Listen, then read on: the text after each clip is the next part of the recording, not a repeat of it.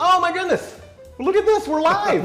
We're on the internet. Live and in color. We are, and my cheat sheet's blocking my face, so I can't see my ugly mug and what it looks like. Y'all have to tell, well, y'all can't see it either. Yeah, we're seeing what you're seeing, so. This is the best. Hey everybody, welcome so much to I'm calling us the opening seminar. I think we get that title, because we have a lot of information to present today. I'm very excited about what we're going to be talking about, building a Keezer, draft beer systems. All this stuff's going to be such a blast. But first, get some things out of the way for y'all for the logistics side. Well, one thing, how about that keynote from Bailey? Oh yeah, pretty good stuff. I was noting her education status, and I was thinking, I went to Texas State for like 4.5 years, and then I dropped out because Todd recommended that I drop out. Good choice. Yeah. But see how he threw you under the bus? And then the virtual expo has been a blast. I'm not kidding. This year's HomebrewCon has been so fun so far, and I'm glad that we are able to be a part of it.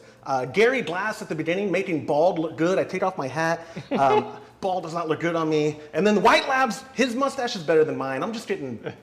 I have a lot of work to do for next year's talk. But anyway, some of the logistical stuff to get out. If you're experiencing buffering at any time during our talk, some ways that you can help that out and get around that is by refreshing your browser. You can also click on the gear icon in the bottom right corner and adjust your resolution. This session is being recorded, so you can always come watch it after it gets published.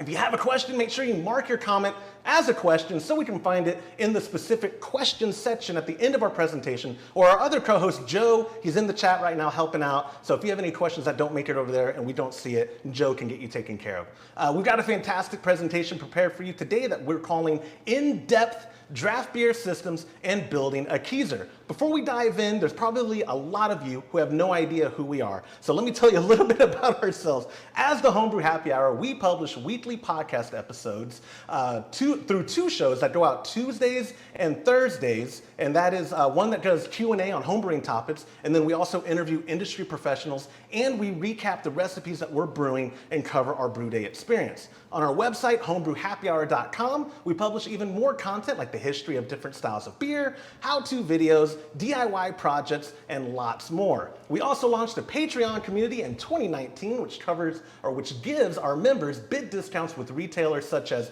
ketconnection.com, homebrewsupply.com, brewersfriend.com, and lots more. We have membership tiers that ship out recipe kits to those members every month or bi-monthly, and those come with premium liquid yeast from our friends at Imperial Yeast. You can get more information at patreon.com/homebrewhappyhour. On to my co-host, Mr. Handsome James Carlson, the tall one over there. He's the Director of Operations at CM Becker International. Hey. CM Becker has been providing the draft beer and soda industries with faucets, disconnects, parts, and systems for over 40 years. James is an avid home brewer, our resident expert on the show, and he's been brewing for almost 20 years.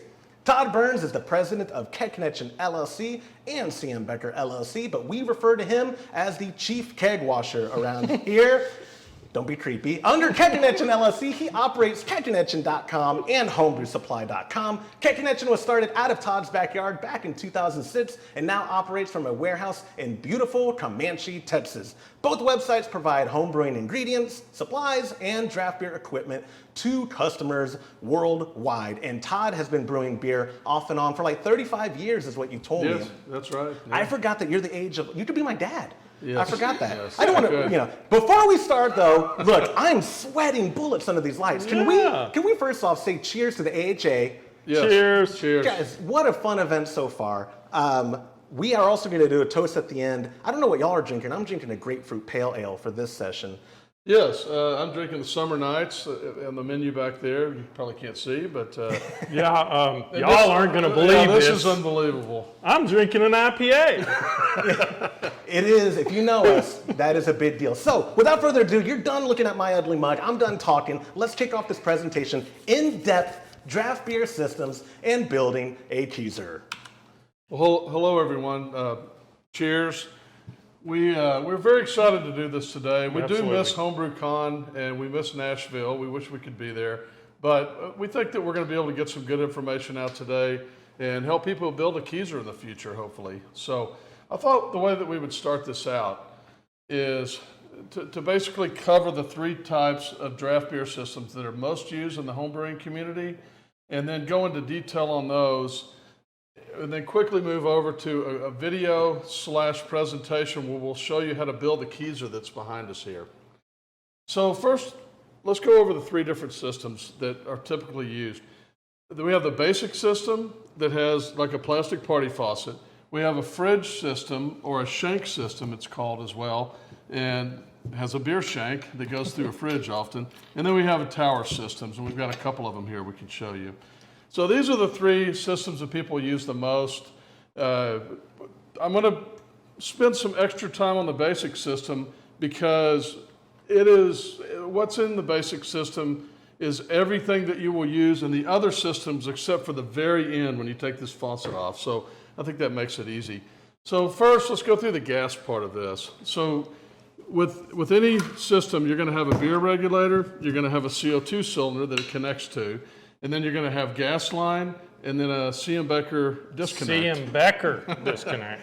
So on the gas line, this is all the lines that we're using here today are dual durometer, and they're actually made, they're NSF approved. We use NSF approved materials so that when you're serving a beer, you know that you're getting good quality. On the liquid side, this again is a very common system, and on one side you have a party faucet, we call it. Some people call it a picnic tap. It's a very inexpensive faucet. When you're using this, you want to push it all the way down. Don't ever push it part of the way down. That'll give you the best flow. As fast as you can, too. Yeah. And then it has the beer line. It has a CMB disconnect again. Now, one of the things on this one, we've got quite a bit of line on here. And we did this today to kind of show people that everybody builds these systems and they say that they recommend a 5-foot line. Actually, the majority of our customers order a longer line. And the reason for that is that they're trying to restrict their beer more. What they find is that they get some foaming when they're using the shorter lines, and they want to compensate for that. So what we do a lot of times is we'll put 7 feet, 10 feet. The only issue with that is it does slow the pour down a little bit. So another solution to that is what I call a $50 solution to a $3 part. This is a CM Becker faucet that is actually a party or event faucet. And what we do with this is it's actually compensated so that it does not matter what size beer length. You could even use a shorter line than this. All the restriction happens inside. And I'm going to let James kind of break it down and show you how that works. This is, like Todd said, our event faucet. Now, its origins are, it's soda. It's a premixed soda faucet. And our factory in Germany was able to convert it into something that dispenses beer fantastic. And it's real simple to take apart. And I'll show you the magic inside that makes this thing dispense so good. As you can see, you've got a shank. And this white piece, this bullet, is actually the compensator. So the farther in it goes, the more restriction you have. And you can adjust it on the fly. It's real easy to take apart clean, and it's even easier to use and dispense. It's got a comfortable handle, a trigger, and your adjuster's right there. It's got a knurled handle, so it's easy to turn. And you can actually completely shut the flow off right here versus right here. And it's also really cool if you're forced carbonating. We'll go into that later. And we're going to show you a video later that explains how the functionality with another product that we have, but it's all the same. We pretty much use the same system for all of these flow control faucets. So the next thing that I want to go into are the towers, or the shanks in more detail. So again, the only difference here is we take this plastic end off and we put a beer shank and a beer faucet on here. This is a V3S, great faucet. Of course, when you do that, then you can do a lot of things like convert a fridge. One of the things that people do a lot is they convert an upright fridge. And really an upright fridge is just the fridge that you've probably used as you were growing up. It's got a freezer on the top, it's got a fridge on the bottom, and you can just drill a hole straight through the door like we've done here. You want to use a 15/16 drill bit to do this. That's the perfect size. We actually sell a lot of those because they're a little bit hard to find. They're not expensive. And then once you're done with that, all you do is just put that shank in there. And then once you put that shank in, it will go through, and you're ready to pour beer once you put the rest of your hardware on and hook it up. It's a very simple system. Now, one of the things that I find a lot of times is that people get confused about what size should I order? I'm not sure what shank size I need. So, a 2x6 is actually 1.5 inches by 5.5 inches. And it's a little confusing because it's called a 2x6, but that's the way it is. So if you take this type of a 2-inch shank, you would think, well, that's what I need. I've got 1.5 inches, I'm going to use a 2-inch shank. If you use a 2-inch shank, it doesn't come through the other side because the hardware uses a lot of space. So a basic rule of thumb is you want to add an inch. So if you have an extra inch over what you need, then you'll have enough space to put it in and put in the hardware and go ahead and have your beer flowing.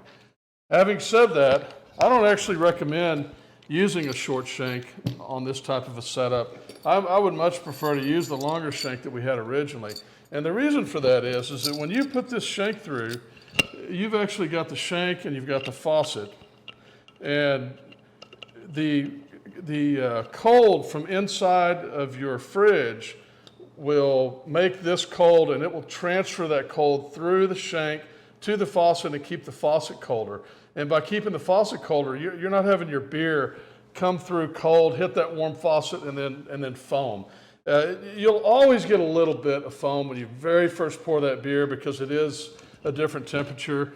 And that's, even when we pour a beer right now, if we pour a beer right now, one of these faucets, you're going to get a little jolt of foam from that, but it's not very much. And then by the time you pour your second beer, you don't get any additional foam. So that really helps to have a longer shank in there to minimize that. Yeah, it acts like a heat sink, if anybody's familiar with it.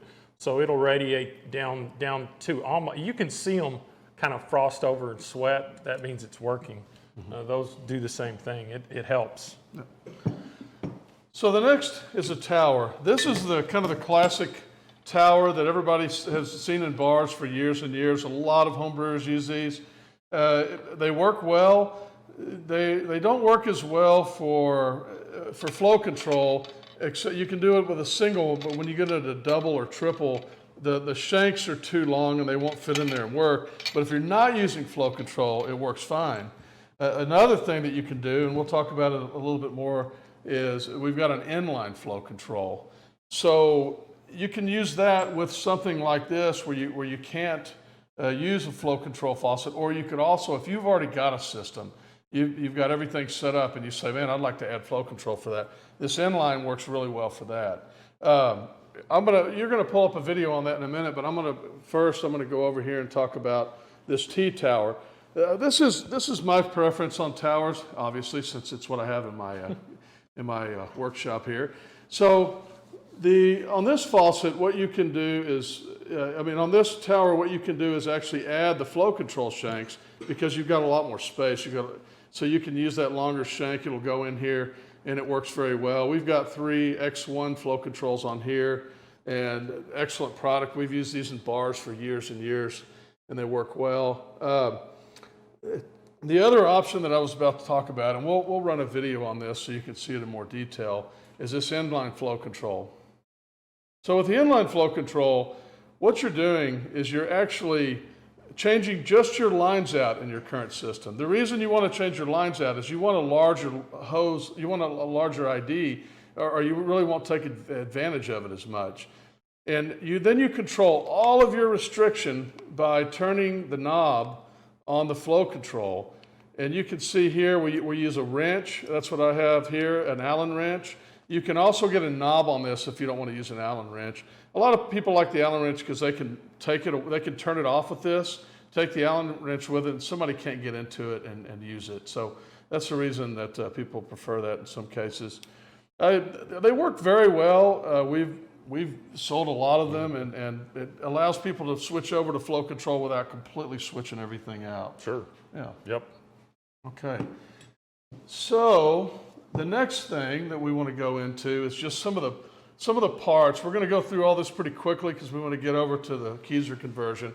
I talked about the fact that the equipment's basically all the same, and that's true as long as you're dispensing one beer. When you get into additional beers, then you need either an air distributor or you need a secondary regulator setup. So the air distributor is what comes standard in our systems to be able to put multiple gas to multiple lines if you're serving, let's say in this case we're serving 4. So we have 4 valves on here. We bring it in the air from exactly the same setup that we were using and just bring it into this and use that to dispense.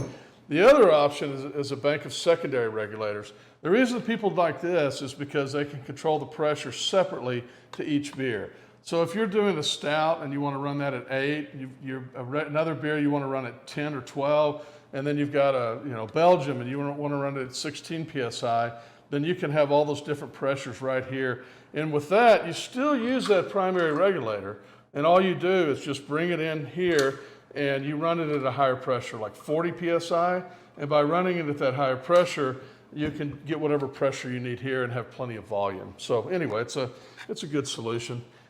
Another, and when we go into the Keezer build, we'll show you kind of how we use this in combination as well.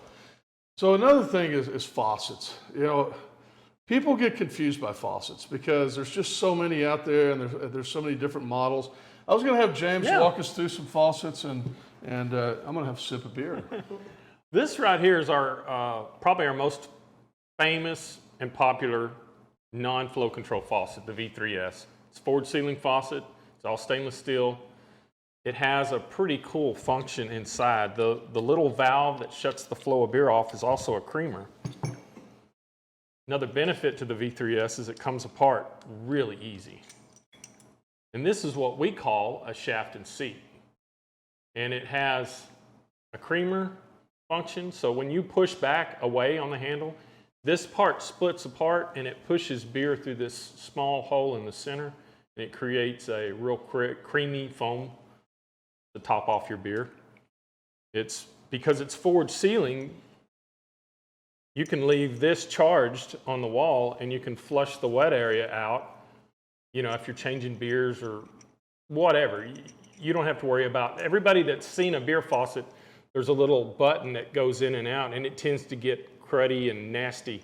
We don't have that with a forward sealing faucet. So it's a good faucet. It's really hardy. It's easy to take apart and put together. I like it. I have one on my system at home, and I've had it 6-7 years, no issues. You just got to clean them. Moving on, we have our V3N faucet, and I like this because it's designed to dispense nitrogenated liquid like coffee or stouts, and everything is in the nozzle. So it's basically the same faucet as the V3S. It's forward sealing, has the same shaft and seat in the center, but all the diffuser disc is in the nozzle. So if you didn't have a stout to dispense, you could take that out, put the nozzle back on, and it's just a regular beer faucet. Very flexible. Very flexible, and it sets just like a normal faucet on the wall. You don't have that big stout body. Some people like that. We designed this because a lot of people suggested that we put out a product like this. Yeah, interestingly enough, for the still water, for the water market, because they wanted, they didn't want 2 totally different faucets for when it was carbonated. Yeah. Right. Or, I'm sorry, coffee market. Coffee. I should have said, yeah. Our high end forward sealing non-flow control is the V20, and it has the cool thing about all these faucets is they have shared components, so parts are easily available. You can take them apart. They come apart just like any of the other ones, and I like the extended nozzle on the body. So if you were wanting to growler fill, you just need a piece of hose to slide over here and you've got a growler filler. It's a good faucet. Moving on to our flagship faucet, we have a V10, and the V10 is, man, it's a good faucet. And we have lots of breweries that use this faucet. And anybody that's been to our booth at HomebrewCon's seen these faucets. This is what we used to dispense our beer with. It's got the adjuster on the side. This is available with a hex adjuster or a lever. You can actually completely shut the flow of beer or fluid through the faucet with just this. So it's a good safety precaution. A lot of bar owners tell us they shut this off at night when they leave. And then it doesn't matter what happens to the handle, it won't liquid won't leave the faucet. Once again, it's got a creamer function, it's forward sealing, it's a fantastic faucet. Now, this is probably not for most people. This is our quick draft faucet. And it is designed it'll flow a liter of beer in like 2.5 seconds. It was designed for Oktoberfest. A brewery in Munich contacted our factory and said, we need something that will allow us to eliminate the longer lines. So it's flow control. It doesn't have a creamer.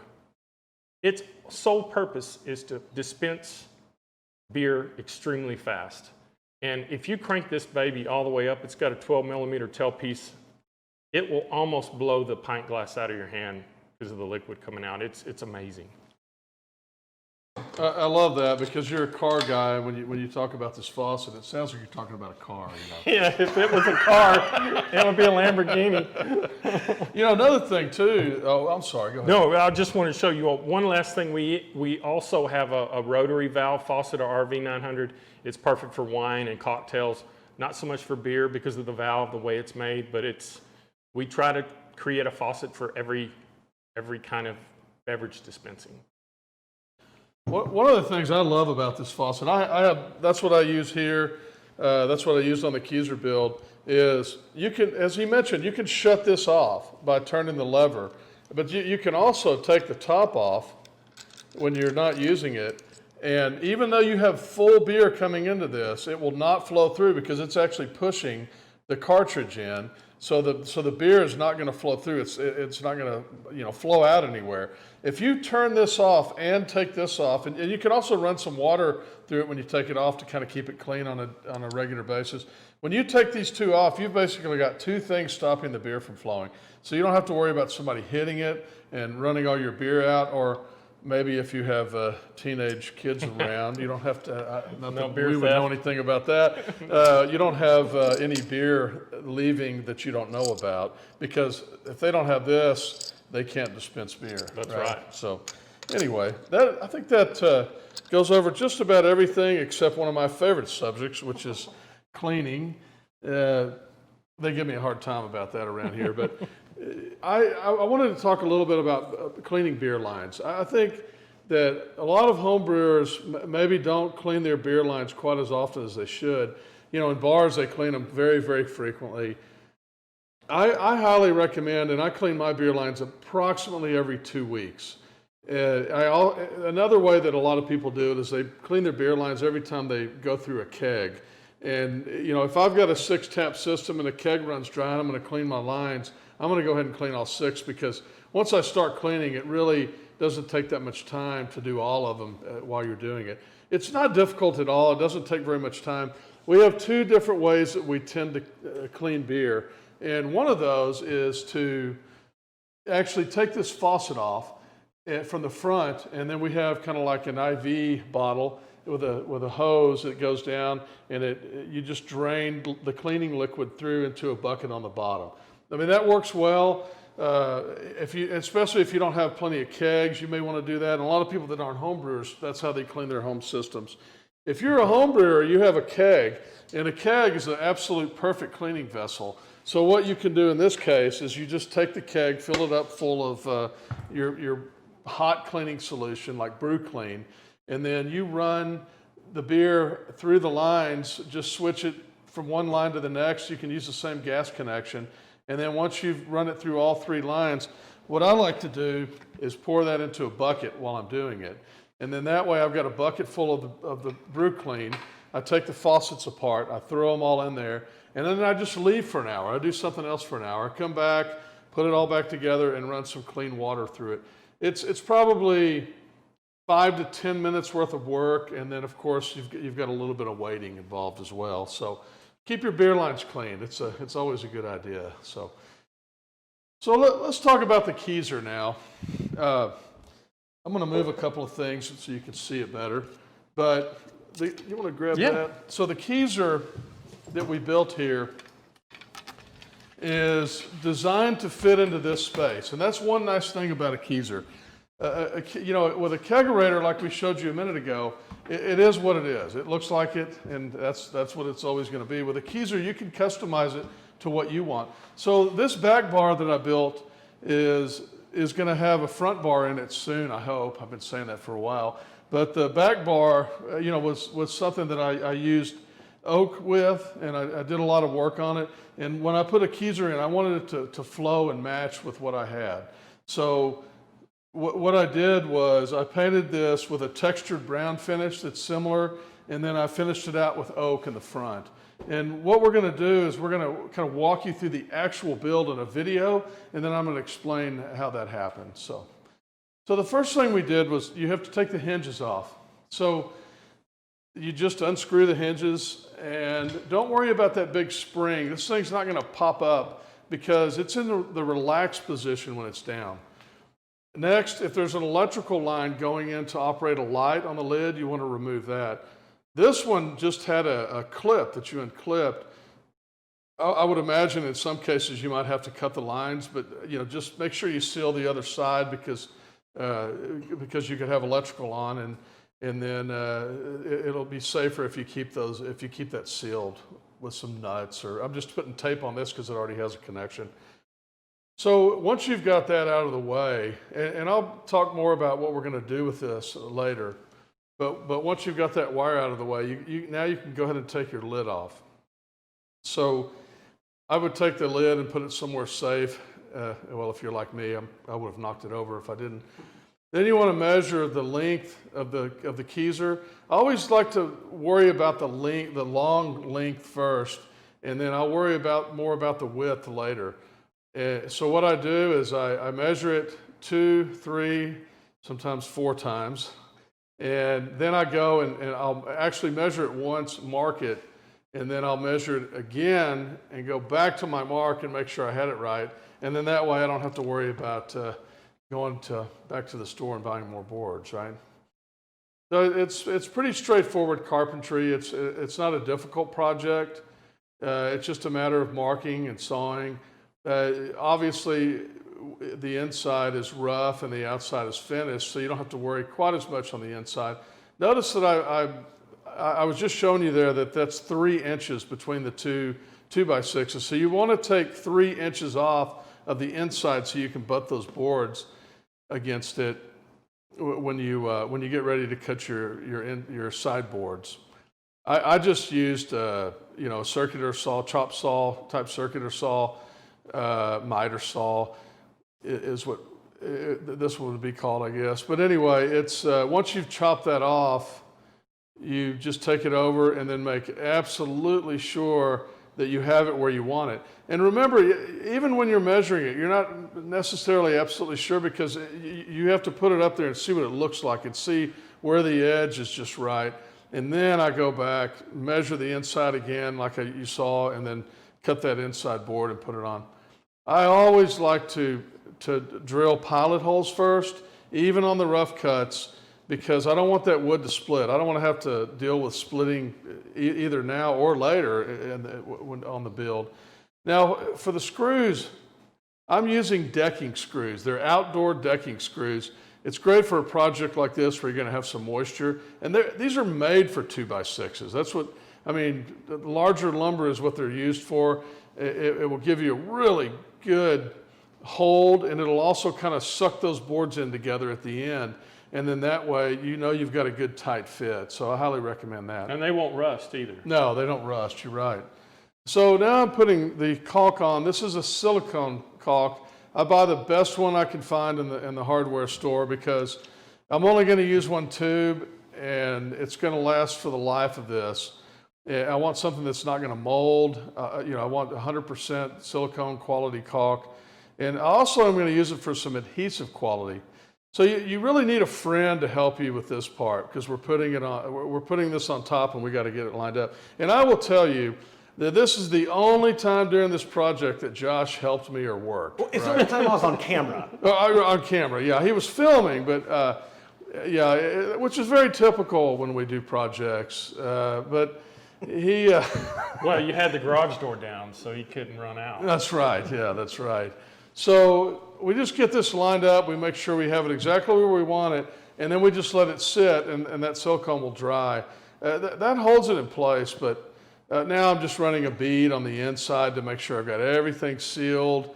And once I have that sealed, not only does it seal everything, but that kind of locks this piece in place, especially while you're doing the rest of your work. The real structural hold on this is going to be actually from the facial board wrapping around the three sides, and that way it really can't move. So that works well. Now we're cutting foam board. This is the first, I've built quite a few Keezers in my time, and I've never used foam board to insulate the inside of the board. I will never do another one without using that foam board. It really works well. It insulates much better than just a board. I use this adhesive that really is designed for foam board. You can find it next to the foam board usually when you're buying it. And what that does is it doesn't interact at all with the foam, so you don't get any spots that are caving in. And it really held well. In fact, it held even better than I thought it would. I sanded a lot on this when I was done and beveled the edge on the inside, and that thing did not move at all. And if you do have any gaps, you can also use that same caulk to actually put a little bit on and smooth it out even more if you need to. You'll notice that I did the same thing on this as I did the boards. The long pieces go all the way to the end, and then the ends butt up against the long pieces, and I found that worked really well. So yeah, and that's going to make the compressor work easier. So it's not going to having that R factor for a collar. And you know, I've had a Keezer before, and it seemed like the taller the collar, the more the compressor works, the harder it has to work. Doing that's going to make a big difference in how long that's going to last. Yeah, I agree. Like I said, I'll never do another one any other way. So I'm putting clamps on this. I'll tell you, these clamps, I bought these at Harbor Freight. They're like on sale. I think they're like $5. Awesome. Yeah, one-handed clamp is really cool. I have a lot of these, so I put a lot on here because I had them. You know, you probably don't need this many, and you could probably find another way to put it on. It may even work without clamps, but it really helps to clamp it down. Like I said, it just didn't move at all when I got ready to work on it later, so I was real happy with that. So now we're cutting the facial board on this, or the trim board, and I used a pretty big one on this because I wanted all that oak, and I also wanted the drip tray to go all the way with it, and so I wanted that board to support it so it didn't bend at all as I was using it. When you saw this, I couldn't saw it with a chop type saw. What I had to do was freehand it, but I just went really slow and I was really careful, and I made it just a tiny bit longer so that when I sanded everything down at the end, I could get everything to really match up perfectly. So I was real happy. This is a rubber spray paint. I don't recommend this. It actually reacted with the finish, and luckily that they had a piece of plastic, so I was just able to peel that off, and then I just painted it by hand with house paint, and that worked much, much better. I used a really high quality paint that had primer in it. So now I'm just sanding. I actually put finish nails going from one trim board to the next. I put 3 on each side. I've had some customers that have not done this. They're finished screws actually. These finished screws work really, really well, and they have a very small head. The problem that I've seen people have with just using glue is that sometimes it separates later. These boards just don't want to stay together, and by doing that, I have never had a separation problem with all kinds of wood projects. So, of course, I'm doing my sanding here. You notice that I have 3 holes in the middle. The drip tray is going to completely cover where I put those screws in the middle, so I don't have to worry about finishing that too much. One thing you definitely want to worry about, though, is make sure when you're putting any screws through that board that they're going into the board in the back and not going down. If you put them too far down, you're going to go into the actual freezer.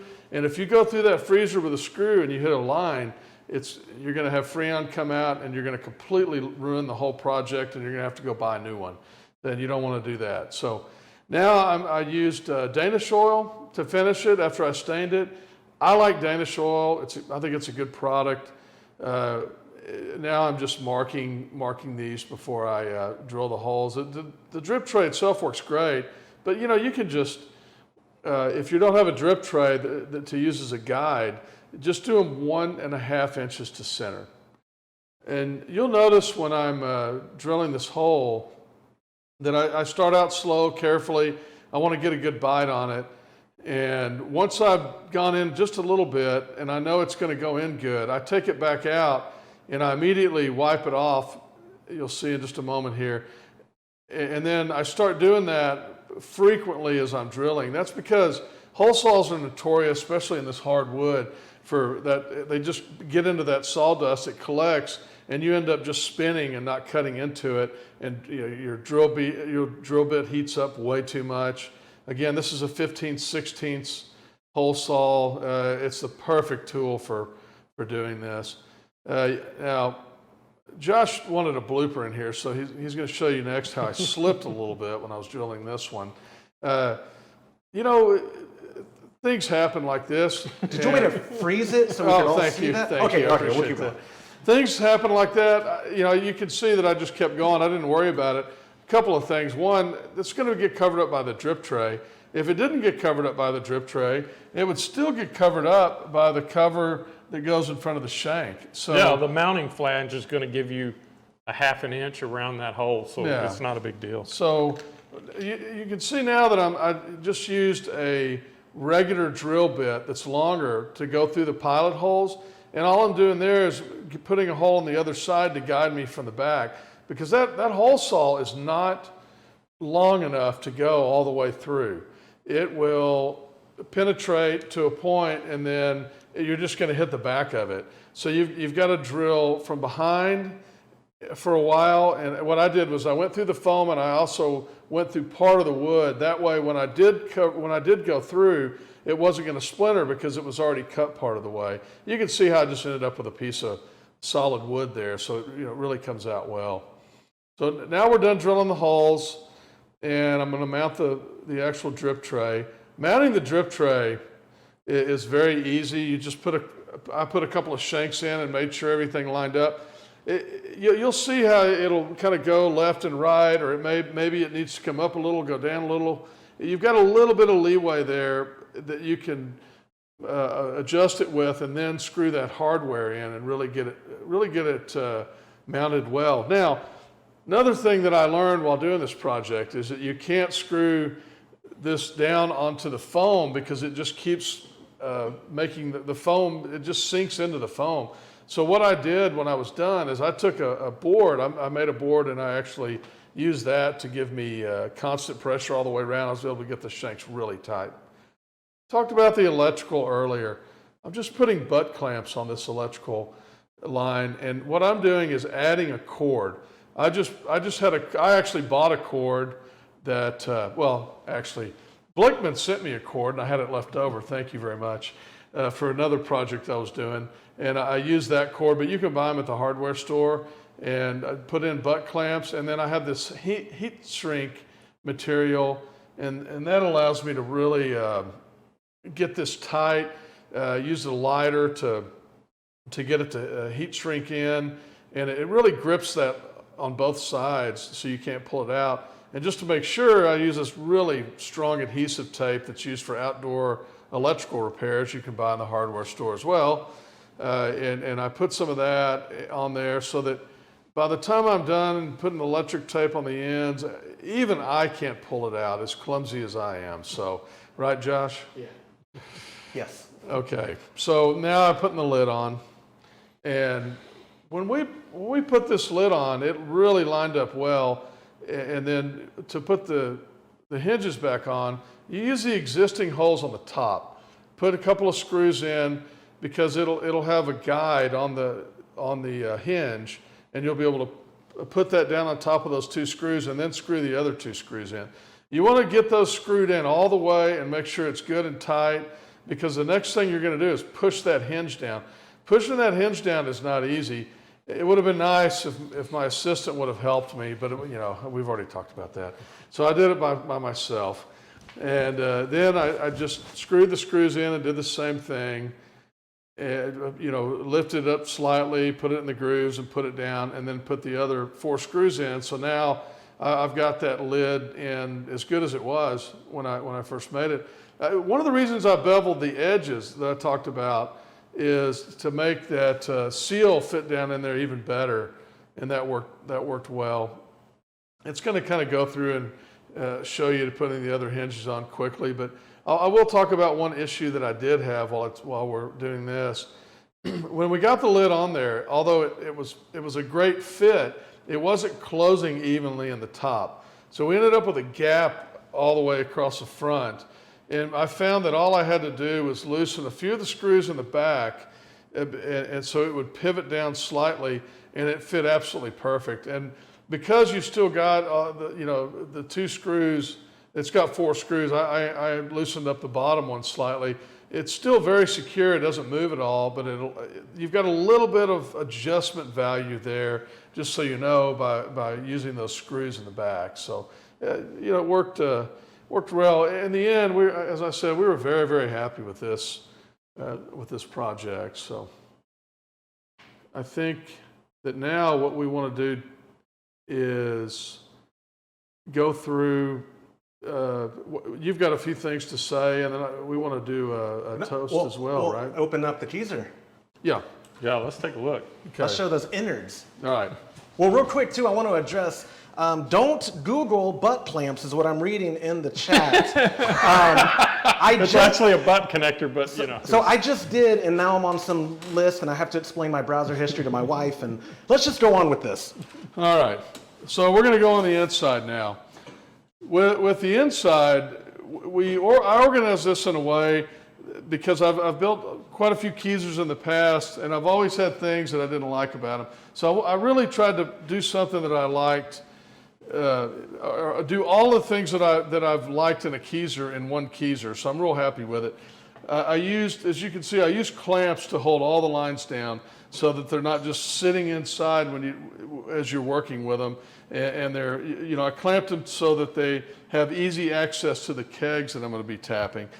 All of the lines are color coded, so the blue are liquid and the red are gas. So I always know easily which one's liquid and which one's gas. They're also numbered. So I've got 1, 2, 3, 4, 5, 6 on the lines, gas and liquid, and I have the same thing on the air distributor. And I know that there's 1, 2, 3, 4, 5, 6 going across the front here, and so I know which beer is which when I'm serving beers. And so if I do need to do something, all I have to do is just reach in there and I know which line it is. So the other thing that I did that I really like is I used a dual body regulator here, and this is a primary regulator. So when I used the dual primary regulator, I was able to take some more lines off and do different things with them. The first body is just dedicated to the air distributor. So that's bringing in air to the air distributor at about 12 psi, and I could supply 12 psi to all 6 kegs that I'm tapping, and I'm done with it. And that's certainly an option for any time you're building a Keezer. But what I did with the secondary body is I took higher pressure, which is 40 psi, and I took that to the secondary body, and then I'll show you in a moment, I used the other line for something else. So the secondary body, I've got it A and B. I can use this when I just have the 2 other kegs that I have space for in here to carbonate them. So if I've carbonated, they're slightly carbonated, but they're not really where I want them to be.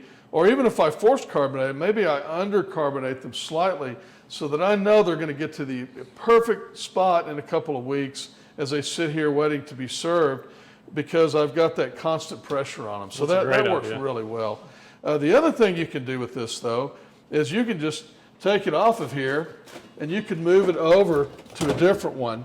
So if I say, well, I've got a stout over here, I want to do that at 8 psi, then I just take the 3 off and make that the stout, and that way I can serve that at a different psi. So it gives me really a lot of flexibility. I can have 3 different PSIs go into beers depending on what I'm doing and what I brewed. So another thing, I always like to keep a thermometer in here. I use this is a good USA, I believe it's a Kessler USA thermometer that is extremely accurate, and I hang that with my probe so I can double check that the reading that I'm getting on my control unit is the actual temperature.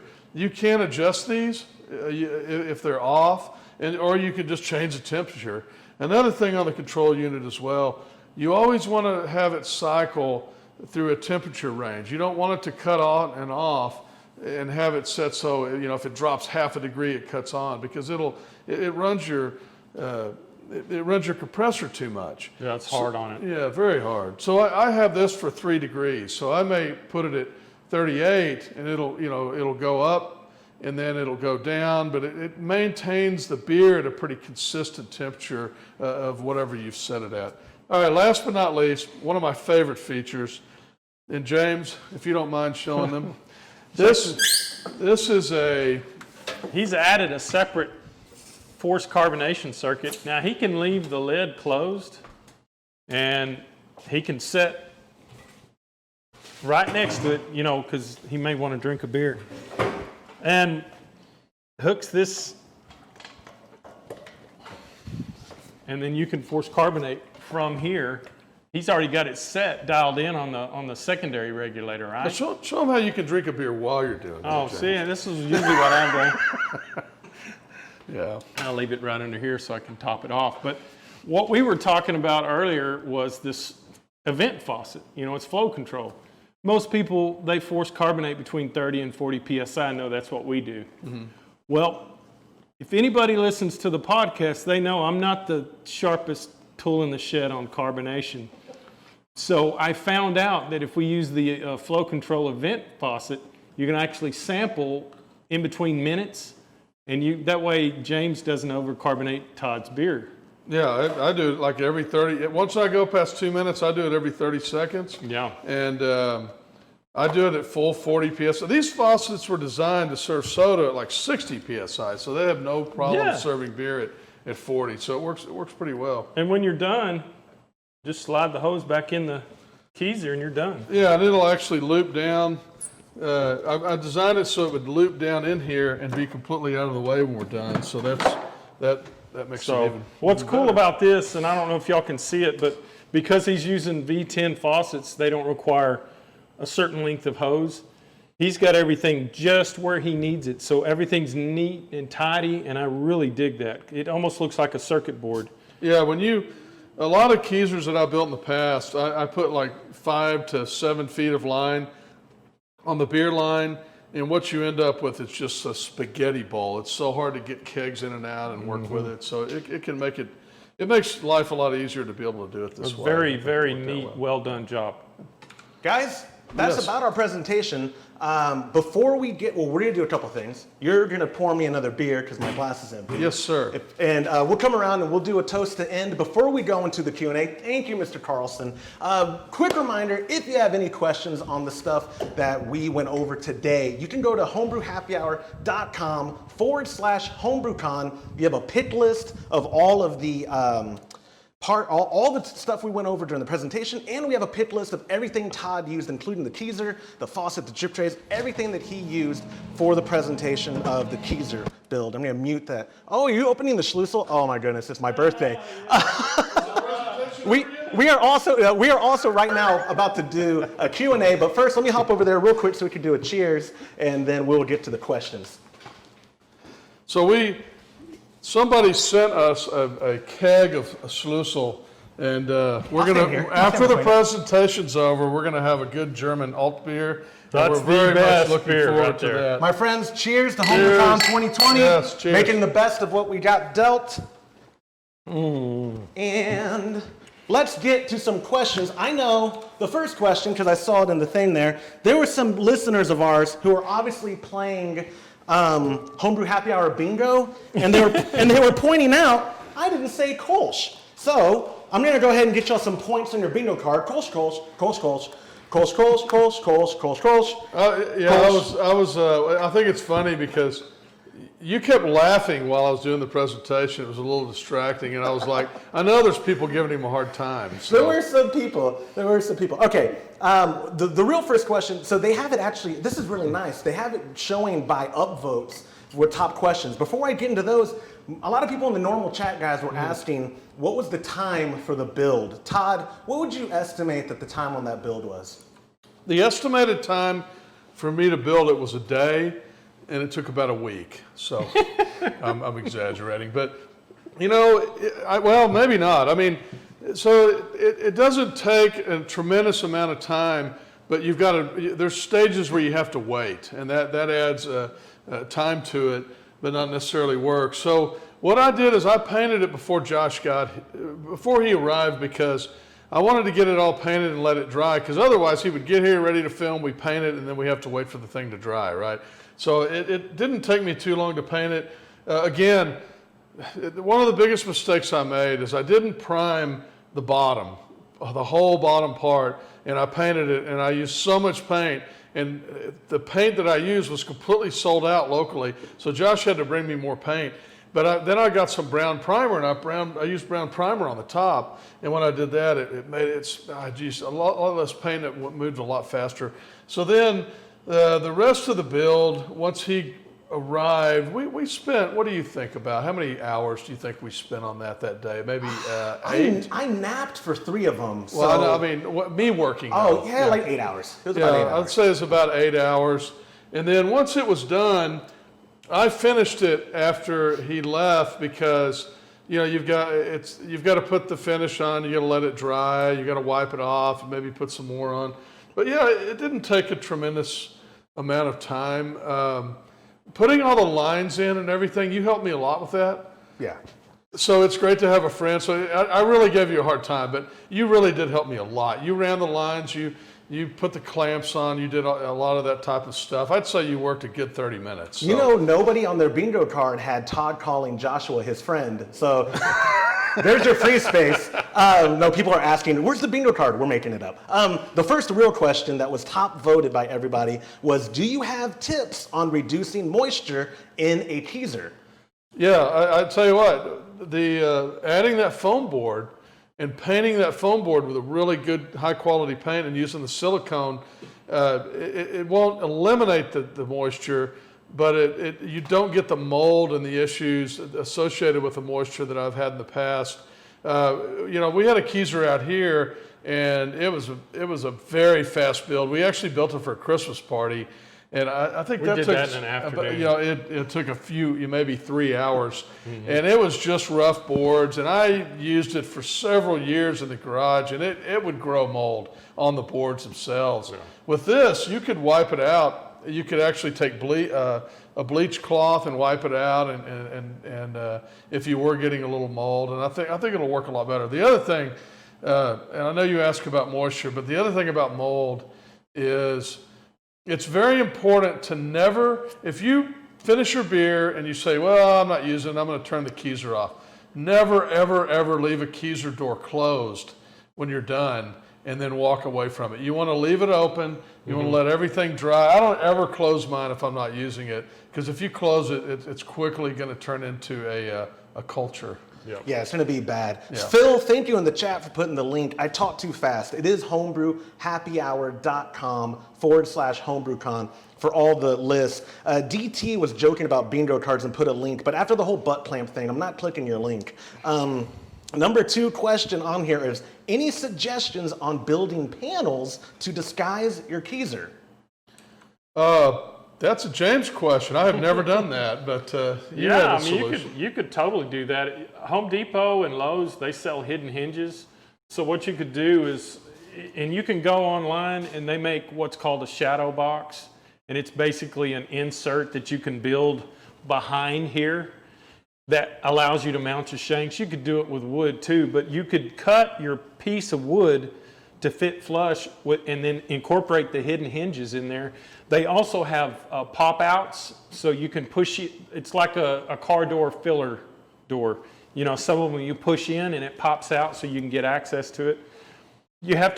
Things have to be a little tighter woodworking wise, but yeah, you could make a hidden door and you could even, if you wanted to, you could scribe lines on the front and just hide that door within those lines and just push on it, pop it out, and there's your faucet. And you've got yours isn't even visible. Tell me what you did. What I did with mine is I had an old lead mirror, and I had in Texas, we call it a mud room. So that's where you kick the mud off your boots.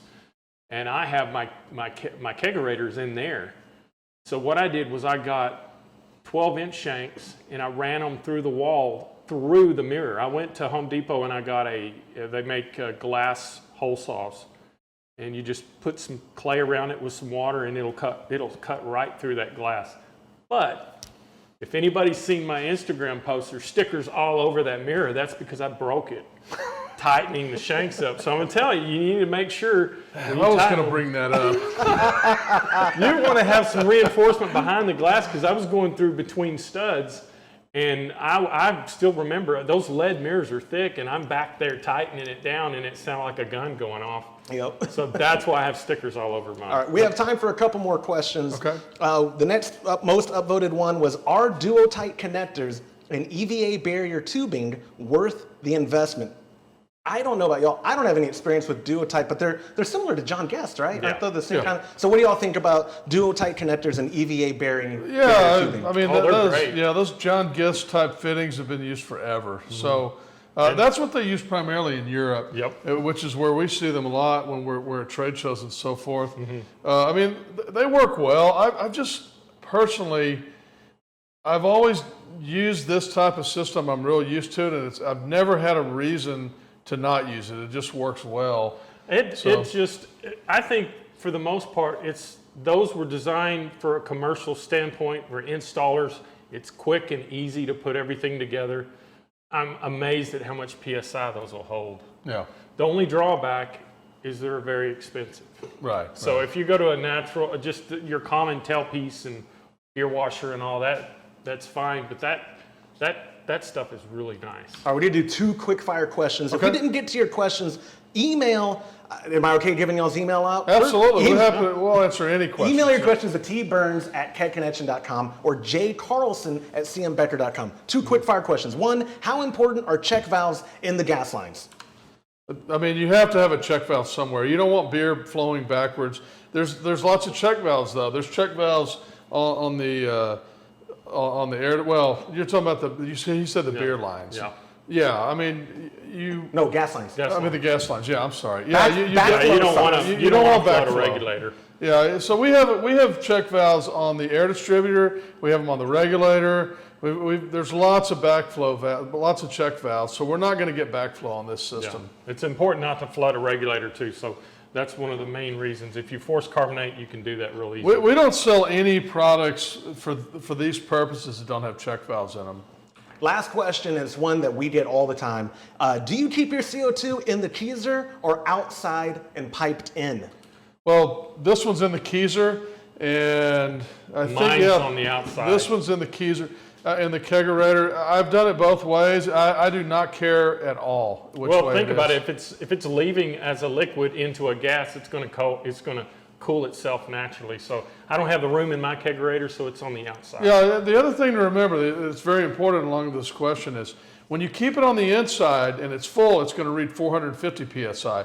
When you keep it on the outside, it's going to read maybe 800, but it's going to vary a lot depending on the room temperature. And that will do it, friends. Thank you again so much for joining us for this seminar and presentation on in-depth draft beer systems and building a Keezer. Salute. Cheers. Prost. Salud to our friends at the American Homebrewers Association, to our new friends that we made in the chat. And again, you can find out more information about what we do at homebrewhappyhour.com. We hope you all had a good time. We had such a good time with you, and we hope that you have a good rest of your HomebrewCon. Take care, guys.